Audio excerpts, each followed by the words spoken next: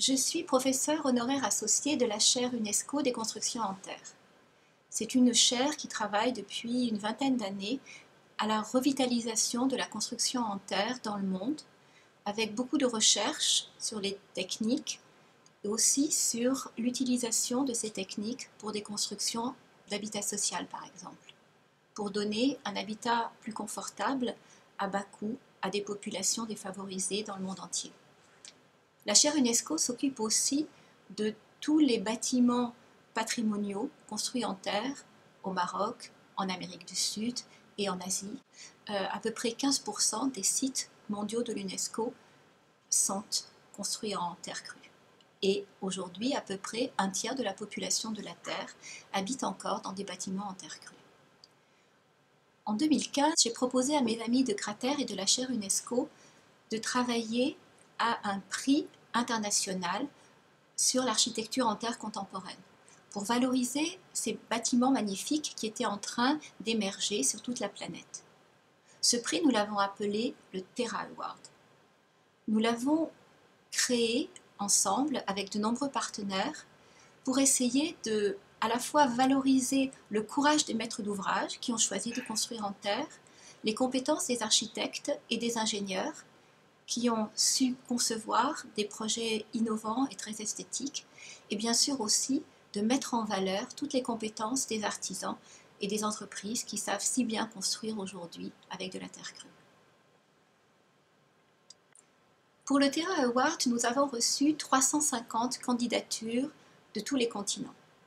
Un premier jury a choisi 40 finalistes avec lesquels on a organisé à la fois une exposition qui a déjà été présentée dans 57 lieux sur 3 continents et aussi un livre qui a été publié aux éditions Muséo. Dans le Terra Award, nous avions plusieurs catégories. L'habitat individuel, l'habitat collectif, des écoles, des bâtiments publics. Dans l'exposition, vous pourrez voir à la fois des projets qui ont été construits dans des pays émergents, des projets d'écoles par exemple, ou de centres communautaires, pour améliorer la vie des gens dans ces régions défavorisées. Et vous verrez aussi des bâtiments de prestige, d'envergure, construits souvent en pisé, à la fois la Maison des Plantes de Ricola en Suisse, un centre ornithologique, toujours en Suisse, au sud de Zurich, un musée en Alsace, des bureaux à Orléans et bien d'autres bâtiments qui prouvent que construire en terre aujourd'hui, ce n'est pas seulement pour les pays pauvres, mais aussi pour les pays industrialisés, avec une très grande qualité esthétique.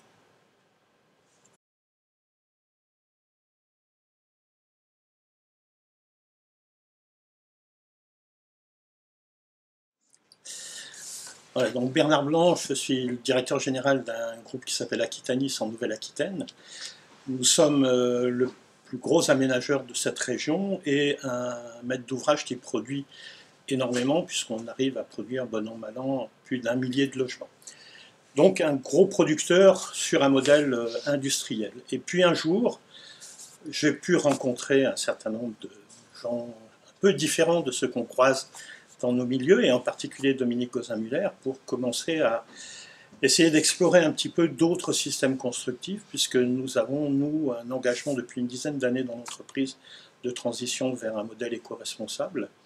Et effectivement, il fallait aller vers d'autres matériaux de construction que le béton. Donc on a beaucoup avancé sur la question du bois, avec la forêt des Landes, bien évidemment. Et puis, petit à petit, en discutant et en regardant un petit peu ce qui se faisait dans le monde sur la construction en terre, effectivement, un très grand intérêt pour ce mode constructif.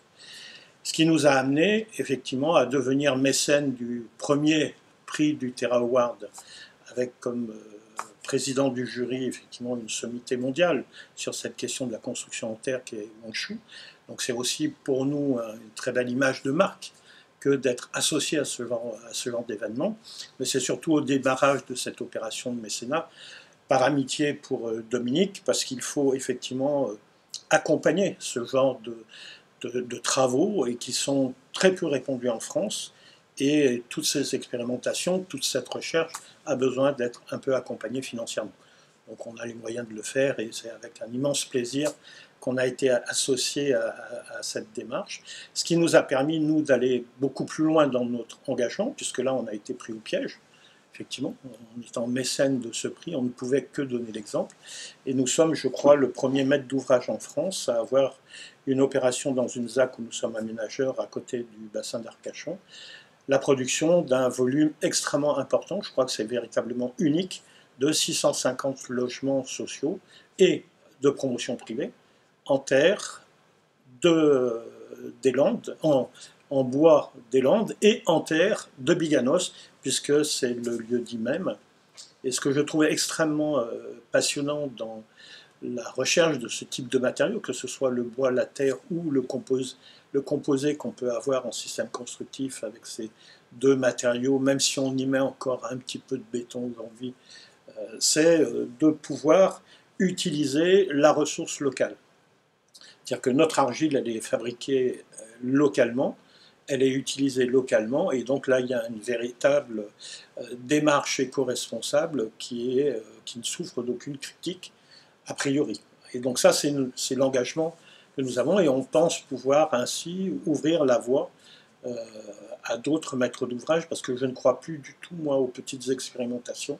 Chacun s'amuse à faire un bâtiment un peu original, mais ça reste toujours une expérimentation, ça reste toujours un objet.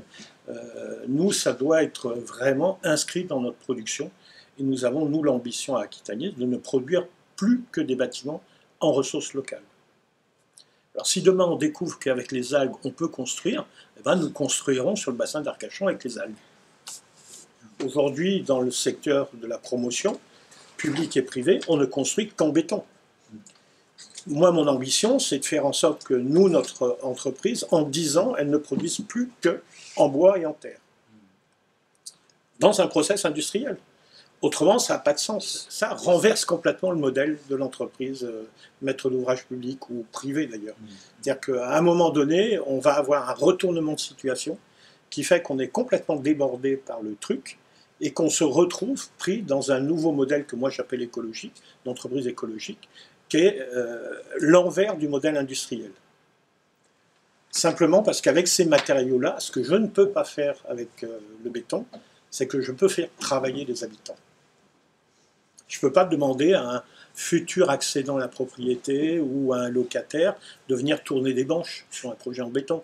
C'est impensable. Alors que venir faire un mur en torchis, oui. Faire un enduit en terre, monter une structure en bois, ils en sont capables. Et on le fait de plus en plus. Donc on va se faire, notre modèle va être retourné du fait que nos habitants ou futurs habitants deviennent des producteurs. Et là, d'un seul coup, ça devient vertigineux, quoi.